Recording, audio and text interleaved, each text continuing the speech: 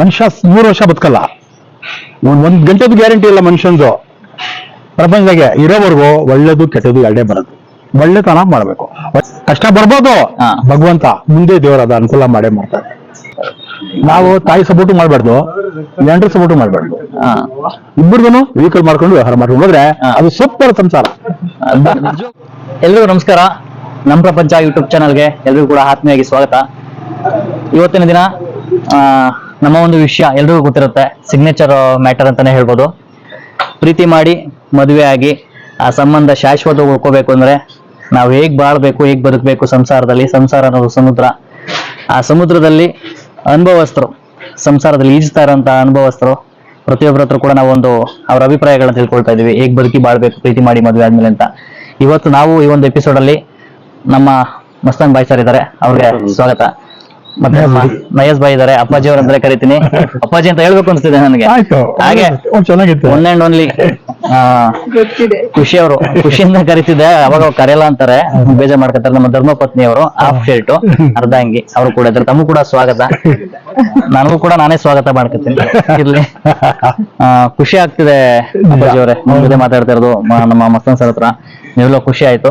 ಇವತ್ತಿನ ಪ್ರಶ್ನೆ ಏನು ಅಂದ್ರೆ ಅಪ್ಪಾಜಿ, ಕೇಳ್ತಾ ಇರೋದು, ಪ್ರೀತಿ ಮಾಡಿ ಮದುವೆ ಆಗ್ತಾರೆ, ಮದುವೆ ಆದ ನಂತರ 3 ತಿಂಗಳು 6 ತಿಂಗಳು ಚೆನ್ನಾಗಿರ್ತಾರೆ.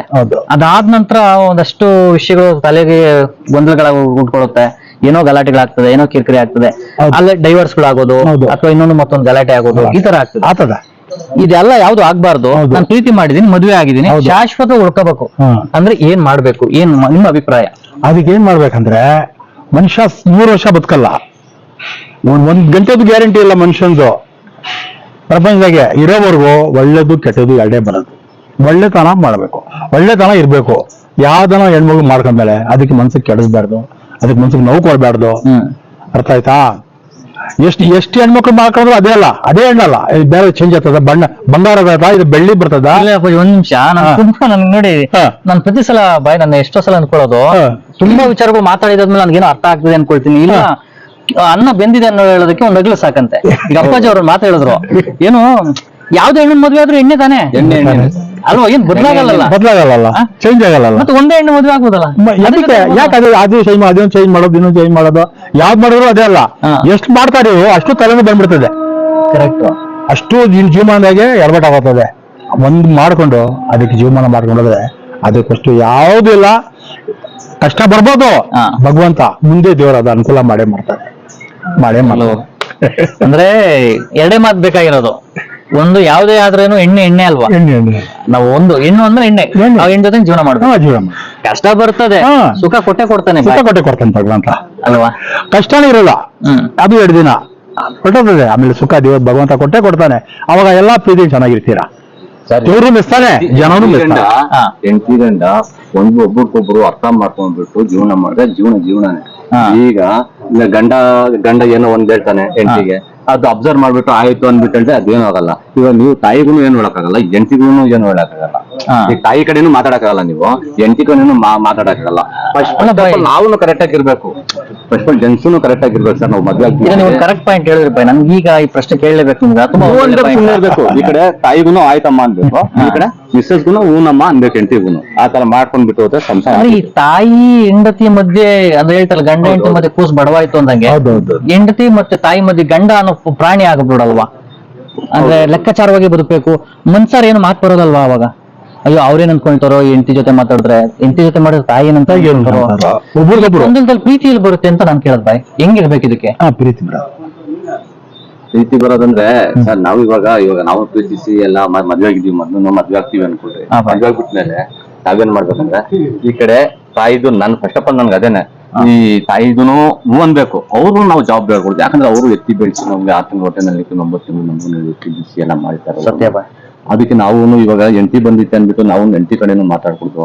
ಇವಾಗ ನಾನು ಹೇಳ್ತಲ್ವಾ, ಹೆಂಡತಿ ಹೇಳಿದ್ರೆ ಹೂ ಅನ್ಬೇಕು, ಆಯಮ್ಮ ಹೇಳಿದ್ರೆ ಹೂ ಅನ್ಬೇಕು. ನಾವು ಕಿವಿಗೆ ಹಾಕೊಂಡ್ ನೋಡಿದ್ರು ಆ ತರ ಮಾಡ್ಕೊಂಡ್ರೆ ಜೀವನ ಆಗುತ್ತೆ. ಇದೇ ತಾಯಿಗೆ ಏನ್ ಹೇಳ್ಬಿಟ್ಟು ನೀವು ಹೆಂಡತಿ ಕೊಯ್ಯೋದು, ಹೆಂಡತಿ ಏನ್ ತಾಯಿ ಕೊಯ್ಯೋದು, ಆ ತರ ಮಾಡಿ ಜೀವನ ಆಗಲ್ಲ ಸರ್. ನಮ್ಗೆ ಗೊತ್ತಿರಂಗೆ ಆತರ. ಅಂದ್ರೆ ಇದು ಒಂದು ಪಾಯಿಂಟ್ ತುಂಬಾ ಅರ್ಥಗರ್ಭಿತವಾಗಿದೆ.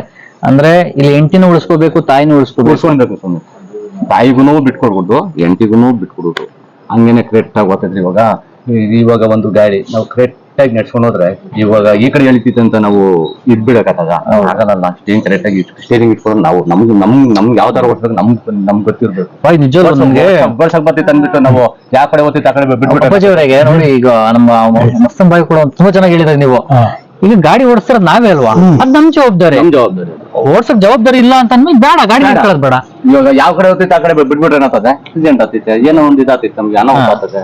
ಅದು ನಾವು ಸ್ಟೇರಿಂಗ್ ಗಾಡಿ ಓಡಿಸೋ ನಾವು ಕಷ್ಟಪಟ್ಟು ಕಷ್ಟಪಟ್ಟು ಜೆಂಟ್ಸ್ ಮೇಲೆ ನಿಜ ಬಾ ಹೇಳ್ತೀನಿ, ಮೇಲೆ ಏನೂ ಆಗಲ್ಲ. ಅದು ಖುಷಿ ಆಯ್ತು ಅಪ್ಪಾಜಿ. ಒಬ್ಬೊಬ್ರು ಒಂದೊಂತರ ಡ್ರೈವರ್ ಆ ಕಡೆ ಹೋಗೋಣ ಈ ಕಡೆ ಹೋಗೋಣ ಅಂತಾರೆ, ಬಟ್ ನಿಮಗೆ ಗೊತ್ತಿರ್ತೈತಿ ಯಾವ ಕಡೆ ಹೋಗೋದು ಕರೆಕ್ಟ್ ಇರೋ. ಓಡ್ಸೋನ್ ಗೊತ್ತಲ್ಲ, ಗಾಡಿ ಹೆಂಗ್ ಗೊತ್ತದ ಹೆಂಗ್ ಬರೋದು. ಅಂದ್ರೆ ನನ್ನ ನಿಜವಾಗ್ಲೂ ನಿಮ್ಮ ಹತ್ರ ಮಾತಾಡಿದಾಗ ಈಗ ನಿಜವಾಗ್ಲೂ ಅನ್ಸಿದ್ದೊಂದೇ, ನನ್ನ ಪ್ರಶ್ನೆ ಸರಿ ಇಲ್ಲ ಅನಿಸ್ತಾ ಇದೆ. ಕಾರಣ ಯಾಕೆ ಅಂದ್ರೆ ಇಲ್ಲಿ ಹೆಂಡತಿ ಸರಿ ಇರ್ಬೇಕಾ, ತಾಯಿ ಸರಿ ಇರ್ಬೇಕಾ, ನಾವು ಪ್ರೀತಿ ಮಾಡಿ ಮದ್ವೆ ಆಗಿದೀವಿ, ಅವ್ರ ಹತ್ರ ಹೆಂಗ್ ಬದುಕ್ಬೇಕು ಬಾಳ್ಬೇಕು ಅಂತ ನಾನ್ ಕೇಳ್ತಾ ಇದೀನಿ. ತಪ್ಪು ನಾನ್ ಸರಿ ಇರ್ಬೇಕು ಫಸ್ಟ್. ನಾನು ಅದೇನೆ ಸರ್ ಹೇಳ್ತಾರೆ, ನಾವು ತಾಯಿ ಸಪೋರ್ಟ್ ಮಾಡ್ಬಾರ್ದು, ಗಂಡ್ರ ಸಪೋರ್ಟ್ ಮಾಡ್ಬಾರ್ದು. ಇಬ್ಬರಿಗೂ ವೆಹಿಕಲ್ ಮಾಡ್ಕೊಂಡು ವ್ಯವಹಾರ ಮಾಡ್ಕೊಂಡು ಹೋದ್ರೆ ಅದು ಸೂಪರ್ ಸಂಸಾರ. ನಿಜವಾಗ್ಲು ಅಪ್ಪಾಜಿ ನನ್ಗೆ ಹೆಂಗಂದ್ರೆ ಇವತ್ತಿನ ಸಂಸಾರದಲ್ಲಿ ಎಲ್ಲ ಕಡೆ ನೀವು ನೋಡಿದಿರಾ, ಅತ್ತೆನ ದೂರ ಹಾಕೋದು, ನಿಜ, ಅತ್ತೆ ಇಲ್ದ ಮನೆಗೆ ನನ್ನ ಮಗಳನ್ನ ಕೊಡ್ತೀನಿ ಅನ್ನೋದು ಈ ತರ ನಡೀತದೆ. ಈ ಮಧ್ಯೆ ನಡೀತಾರೆ, ನೀವು ಹೇಳಿದ್ ತುಂಬಾ ಚೆನ್ನಾಗಿದೆ. ಅವ್ರು ದೂರ ಮಾಡ್ಬೇಡಿ, ಇವ್ರು ದೂರ ಮಾಡ್ಬೇಡಿ, ಇಬ್ರು ಮಧ್ಯಕ್ಕಿಕೊಂಡು ಜೀವನ ಮಾಡ್ಬೇಕದು. ಅದು ಚೆನ್ನಾಗಿ ಲೈಫ್ ಚೆನ್ನಾಗುತ್ತದೆ. ಅವ್ರ ಹೊಟ್ಟೆ ಮಕ್ಕಳು ಇಡ್ತಾರಲ್ಲ, ಅವರು ಅದೇ ಪಾಲಿಸಿ ಹೋಗ್ತಾರೆ. ಓಕೆ, ನಮ್ ತಂದೆ ಚೆನ್ನಾಗಿದ್ದ, ನಾವು ಹಂಗೆ ಇರ್ಬೇಕಪ್ಪ ಮನ್ಸಾಗ ಹುಡ್ತದೆ. ಆ ದಮ್ಮು ತರ್ಬೇಕು ತಂದೆ ಮಗುಗೆ, ಅವಾಗ ಆ ಫ್ಯಾಮಿಲಿ ಅದು ನಂಗೆ ಬೆಳ್ಕೊಂಡ್ ನಾನು ಇನ್ನೊಂದು ಪ್ರಶ್ನೆ ಬಾಯ್ ನಿಮ್ಗೆ. ಈಗ ಪ್ರೀತಿ ಮಾಡಿ ಜೋಶಲ್ಲಿ ಮದುವೆ ಆಗ್ಬಿಡ್ತಾರೆ, ಮದುವೆ ಆದ್ 3 ತಿಂಗಳು 6 ತಿಂಗಳು ಚೆನ್ನಾಗಿರ್ತಾರೆ, ಅದಾದ್ಮೇಲೆ ಗಲಾಟೆ ಉಂಟಾಗ್ತದೆ. ಯಾವ ಕಾರಣಕ್ಕೆ ಆಗ್ಬೋದು, ಯಾಕೆ ಇವೆಲ್ಲ ಹಿಂಗೆ ಅಂತ? ಇವೆಲ್ಲ ಆಗ್ಬಾರ್ದು, ಈ ಕೊನೆವರೆಗೂ ಇರ್ಬೇಕು. ನಾವೇನ್ ಮಾಡ್ಕೋಬೇಕು, ಹಿಂಗ್ ಇರ್ಬೇಕು ಮಾಡೋದು? ಅವಲೇ ಹೇಳಿದ್ದೀರಾ, ಇಷ್ಟೆಲ್ಲ ಹೇಳೋ ಬದಲು ಒಂದೇ ಮಾತೇನಂದ್ರೆ, ಇವಾಗ ಗಾಡಿ ಬಗ್ಗೆ ಅಂದ್ರೆ ಇವಾಗ ನಾವೇನೇ ಓಡಿಸೋದು. ನಾನು ಅವಲಿಂದ ಹೇಳಿದ್ನಲ್ಲ, ಗಾಡಿ ನಾವೇ ಓಡಿಸೋದು. ಫಸ್ಟ್ ನಾವು ಕರೆಕ್ಟ್ ಆಗಿರ್ಬೇಕು. ಓಕೆ, ತಲೆ ಕೆಡ್ಸ್ಕೊಂಡು ಏನಕ್ಕೂ ಅಷ್ಟೇನೆ. ಅವ್ರು ಇದು ಹೇಳಿದ್ರು, ಇವ್ರು ಇದು ಹೇಳಿದ್ರು, ನಾವು ಇನ್ನೊಂದು ಇವ್ರವ್ರ ಮಾತನ್ನು ಕೇಳ್ಬೋದು. ಅವ್ರು ಕುಳ್ಳಿರ್ತಾರೆ ಪಕ್ಕದ ಮನೆಯವರು.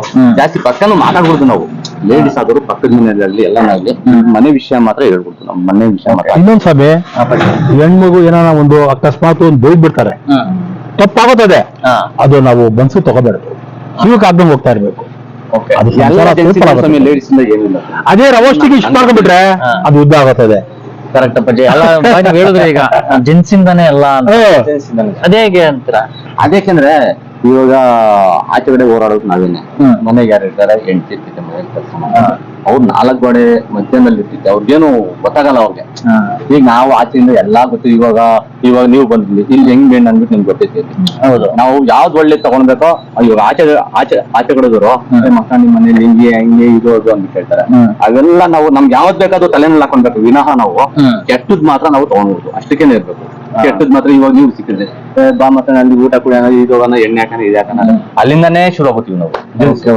ಫಸ್ಟ್ ನಮ್ಮ ಹತ್ರ ನಮ್ಮ ಬುದ್ಧಿ ನಮ್ಮ ಹತ್ರ ಇದ್ರೆ ಯಾರೇನು ಮಾಡಕ್ಕಾಗಲ್ಲ, ನಮ್ ಸಂಸಾರನು ಏನು ಆಗಲ್ಲ, ಆರಾಮಾಗಿರ್ಬೋದು.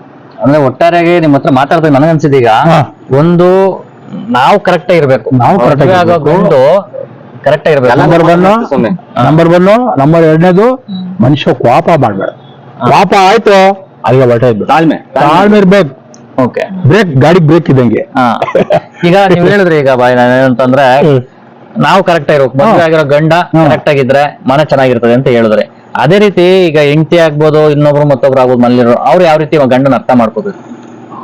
ಅದನ್ನ ಇವಾಗ ನೀವು ಬೆಳಿಗ್ಗೆ ಕೆಲ್ಸಕ್ಕೆ ಏನೋ ಒಂದ್ ಕೆಲಸ ನಿಮ್ದು ಇಲ್ಲ ಆಫೀಸ್ ವರ್ಕ್ ಏನೋ ವರ್ಕ್ ಇರ್ತಿತ್ತೆ, ಆ ವರ್ಕ್ ನೀವು ಬೆಳಿಗ್ಗೆ ಹೋಗ್ಬಿಟ್ಟು ನೀವು ಕೆಲಸ ಅಲ್ಲಿ ನೀವು ಯಾವ ತರ ಇರ್ತಿರೋ, ಇಲ್ಲ ಬಿಸಿನಲ್ಲಿ ಬರ್ತಿರೋ, ಇಲ್ಲ ಏನು ಮಾತುಕತೆ ಆಗ್ತೈತಿ, ಇಲ್ಲ ಕಿತ್ತಾಟ ಮಾಡ್ತಿರೋ, ಮನೆಗ್ ಬರೋವಾಗ ಹೆಂಡತಿ ಖುಷಿಯಾಗಿರ್ಬೇಕು. ಮನೆಯಲ್ಲಿ ಬತ್ತ ನಾವು ಏನ್ರಿ ಅನ್ಬಿಟ್ಟು ನೀರ್ ಗೀರ್ ಕೊಡ್ಬೇಕು, ಬರೀ ಕೂತ್ಕೊಂಡ್ಬೇಕು. ಆಮೇಲೆ ಸಂಸಾರದ ಮಾತಾಡ್ಬೇಕು. ನಾವು ಬಂದಿರ್ತಾನೆ, ನೀವ್ ಏನ್ ತಗೊಂಡ್ಬಂದಿಲ್ಲ, ನೀವ್ ಇದ್ ಮಾಡಿಲ್ಲ ಅದ್ ಮಾಡಿಲ್ಲ ಅಂದ್ರೆ ಆಯ್ತು ಜಗಳ ಶುರು ಆಯ್ತಲ್ಲ ಅಲ್ಲೇನೆ. ಅಲ್ಲೇನೆ ಶುರು, ಅಷ್ಟು ಅಲ್ಲೇನೆ. ಹೆಂಡತಿನೂ ಯೋಚನೆ ಮಾಡ್ಬೇಕು, ನನ್ ಗಂಡ ಆಚೆ ಕಡೆ ಹೋಗೋಣ, ಅವ್ನ್ ಏನೇನ್ ಮಾಡ್ಕೊಂಡ್ ಬಿಡ್ತಾನೋ, ಅವ್ನ್ ಏನೇನ್ ಕೆಲಸದಲ್ಲಿ ಇರ್ತಾರೋ, ಯಾರನ್ನ ಒಂದ್ ಮಾತಾಡಿರ್ತಾರೋ, ಎಷ್ಟು ಪಾಪದಲ್ಲಿ ಬರ್ತಾನೋ, ಇಲ್ಲ ಸ್ಮೂತ್ ಆಗಿ ಬರ್ತಾನೋ ಅಂತ ಹೆಂಡತಿ ಗೊತ್ತಿರ್ಬೇಕು. ಗಂಡ ಬರ್ತಾನೆ ನೀರು ಕಾಫಿನೋ ಆಮೇಲಿಂದ ಸೈಲೆಂಟ್ ಆಗಿ ಏನ್ರಿ ಆಯ್ತು ಅದಕ್ಕೆ ಇವಾಗ ಬರ್ತಾನೆ ಏನ್ ತಗೊಂಡ್ಬಿಟ್ಟು ಎಲ್ರಿ ಹೋಗಿದ್ರಿ ಬೆಳಿಗ್ಗೆಯಿಂದ ಹಿಂಗೆ ಅಂದ್ರೆ ನೀವೇನ್ ಮಾಡಿ ಕಪಾಳಿಗೆ ಬರ್ತೀವ ಅಂದ್ರೆ ಏನ್ ಹೇಳ್ತಾರೆ ನಂಗೆ ಅವಾಗ ಕಿತ್ತಾಡ ಮಾಡಿದ್ರೆ ಇವರು ಹೋಗ್ತಾರೆ ಮನೆ ಕಡೆ. ಮನೆ ಬಾಗಿಲಿಂದ ಸ್ಟಾರ್ಟ್ ಆಗೋದು. ಅಂದ್ರೆ ಈಗ ಹೆಂಡತಿ ಆದ್ರೂ ಕೂಡ ಅವ್ರನ್ನ ಅರ್ಥ ಮಾಡ್ಕೋ, ಸೂಕ್ಷ್ಮತೆಯಿಂದ ಅರ್ಥ ಮಾಡ್ಕೋಬೇಕು. ಗಂಡ ಆದ್ರೂ ಕೂಡ ಅರ್ಥ ಮಾಡ್ಕೋಬೇಕು.